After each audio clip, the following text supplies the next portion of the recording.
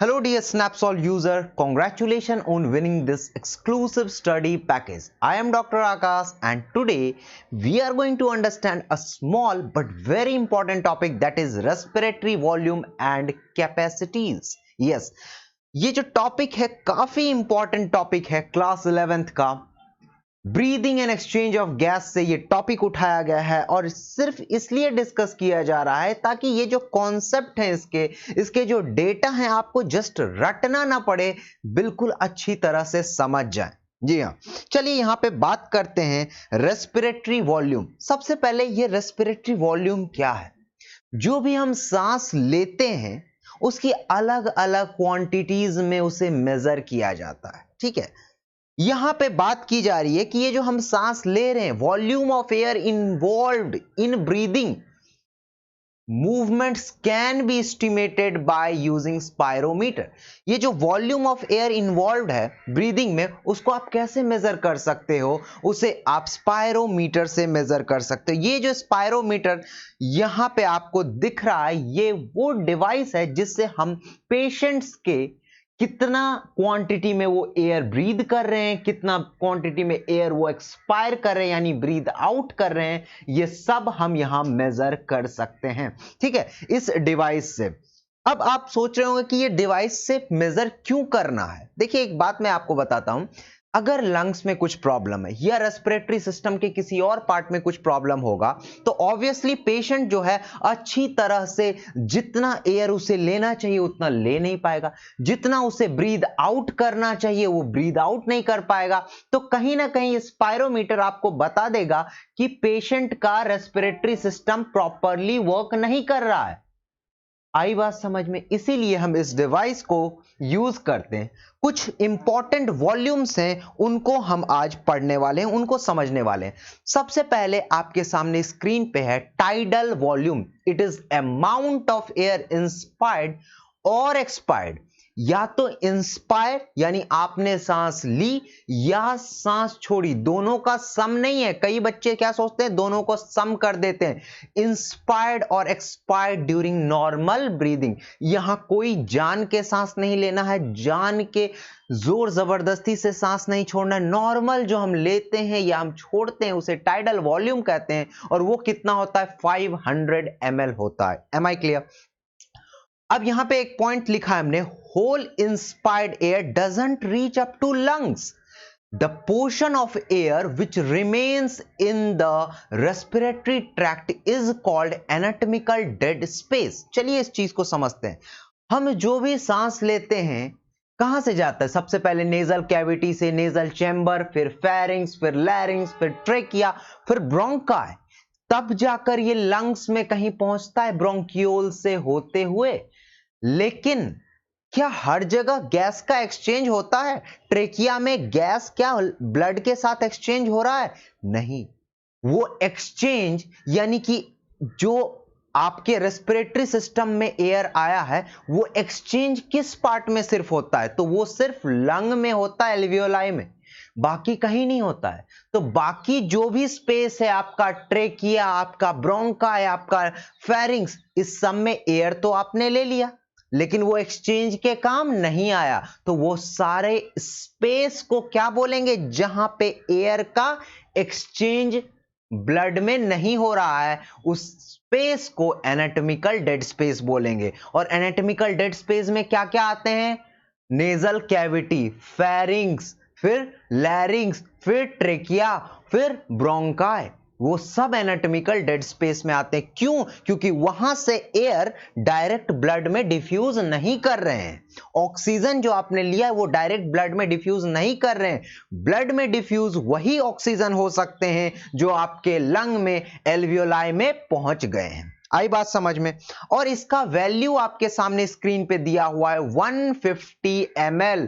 कितना दिया है भाई? 150 ml। ध्यान दीजिएगा, a healthy man can inspire और एक्सपायर, सांस ले सकता है, छोड़ सकता है, approximately 6000 to 8000 ml of air पर मिनट। पर मिनट की बात कर रहे हैं, एक बार या दो बार में नहीं, पूरे 1 मिनट सांस ले रहा है। कितना ले रहा है? अबाउट 6000 to 8000 ml, या छोड़ रहा है, दोनों को सम भी नहीं करना है, इंस्पायर और एक्सपायर लिखा हुआ है। ठीक है, तो यहां पे हम कुछ बेसिक सी बातों पे आ गए। सबसे पहले हम लोगों ने टाइडल वॉल्यूम पढ़ा, अब ध्यान देते हैं इंस्पिरेटरी रिजर्व वॉल्यूम पे, जिसे कि IRV कहते हैं। Am I clear?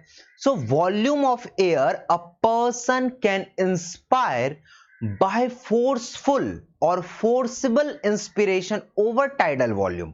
ठीक है, its value is 2500 to 3000 ml। इस चीज को थोड़ा समझते हैं। आप नॉर्मल खड़े हो, हल्का सांस ले लिए, जितना नॉर्मल लेते हो, लेने के बाद एक्स्ट्रा कितना भर सकते हो उसे ही क्या कहते हैं? Inspiratory reserve volume. जो एक्स्ट्रा आपने नॉर्मल लेने के बाद अंदर फिल किया, और उसका वैल्यू कितना है? 2500 to 3000 ml। ये वैल्यू आपको याद रखना है, क्योंकि डायरेक्ट इससे नीट में क्वेश्चन रहते हैं, डायरेक्ट आपके एग्जाम्स में इसके क्वेश्चंस रहते हैं कि इंस्पिरेटरी रिजर्व वॉल्यूम कितना है। समझ जाओगे, लेकिन डेटा आपको याद रखना ही पड़ेगा। चलिए अब बात करते हैं एक्सपिरेटरी रिजर्व वॉल्यूम की। नॉर्मल एक्सपायरेशन के बाद फोर्सफुल कितना आप एयर को बाहर निकाल सकते हो, वो क्या कहलाता है? Expiratory reserve volume. It is the amount of air expired over tidal volume. Tidal volume normal 500 ml, उसके ऊपर आप और कितना निकाल सकते हो? 1000 to 1100 ml।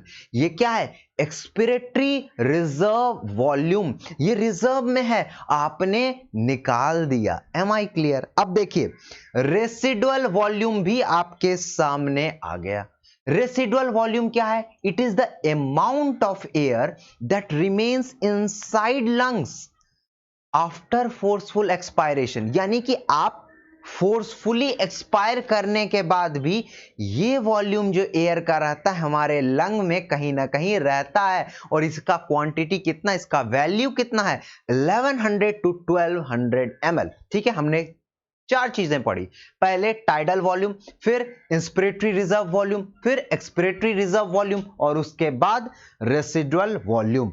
चलिए एक बार हम इस ग्राफ को थोड़ा ध्यान से हमारे स्क्रीन पे देखते हैं। ये क्या है?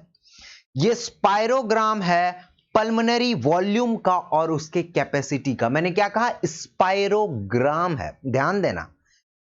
ये क्या है? Inspiratory reserve volume. Normal inspiration करने के बावजूद भी आप एक्स्ट्रा कितना फिल कर सकते हो? ध्यान दो, कितना फिल कर सकते हो? इतना फिल कर सकते हो, ये है extra.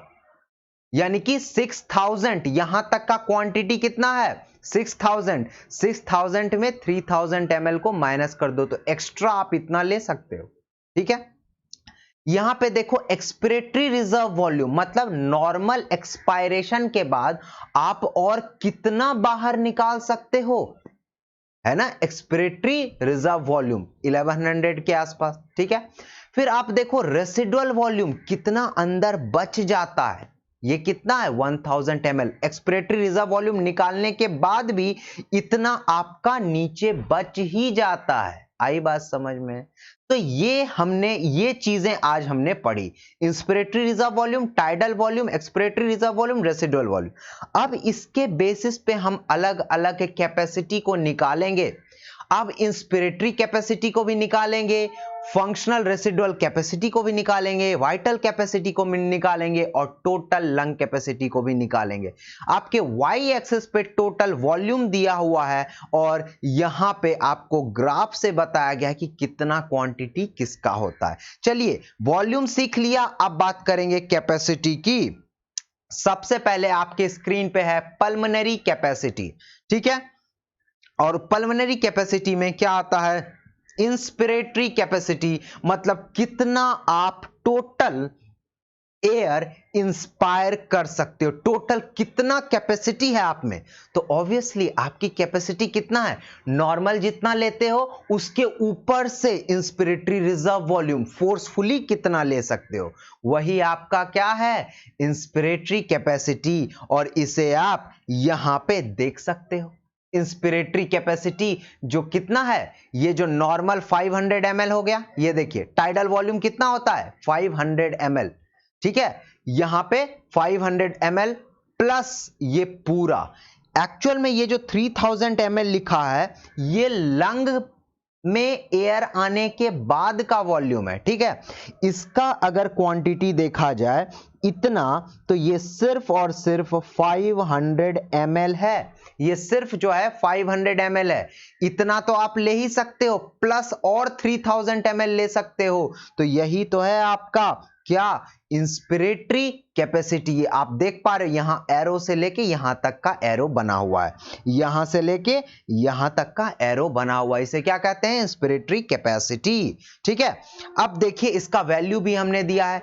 Inspiratory reserve volume 3000, 2500 to 3000 होता है, और 500, तो इसको ऐड किया आपने, 3500 ml हो गया inspiratory reserve capacity. Inspiratory capacity, not reserve. चलिए अब दूसरे पॉइंट पे आते हैं, एक्सपिरेटरी कैपेसिटी क्या होते हैं। ध्यान दीजिएगा, expiratory capacity total volume of air a person can expire. एक आदमी एक्सपायर कर सकता है after normal inspiration. Normal inspiration के बाद कितना टोटल एक्सपिरेशन कर सकता है, ध्यान दीजिए। एक तो जो नॉर्मल इंस्पिरेशन किया उसको तो निकालेगा ही, और एक्स्ट्रा एक्सपिरेटरी रिजर्व वॉल्यूम भी निकाल देगा, जो हमने अभी पढ़ा था 1100 ml। 500 plus 1100 is equal to almost 1600 ml के आसपास नॉर्मल सांस लेने के बाद आदमी बाहर निकाल सकता है एयर, ठीक। ये वॉल्यूम याद रखना। अब बात आती है फंक्शनल रेसिडुअल कैपेसिटी की। It is the amount of air that normally remains inside lung after normal expiration. Normal expiration के बाद कितना टोटल एयर अंदर बच जाता है उसे ही फंक्शनल रेसिडुअल कैपेसिटी कहते हैं। तो कितना बचेगा, देखो आपने नॉर्मल एक्सपायरेशन किया, ये देखो नॉर्मल एक्सपायरेशन किया तो कितना निकला आपका, नॉर्मल एक्सपायरेशन किया तो आपका यहां तक निकल गया, ध्यान दी, यहां तक का ये सारा एयर निकल गया। इंस्पिरेटरी तो आपने लिया ही नहीं था, ये वॉल्यूम आपने 500 जो लिया था यहां तक का उसको आपने एक्सपायर कर दिया, तो बच गया एक्सपिरेटरी रिजर्व वॉल्यूम और residual volume.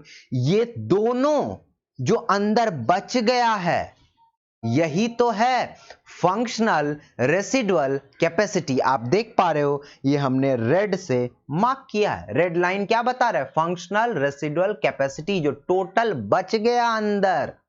M I clear?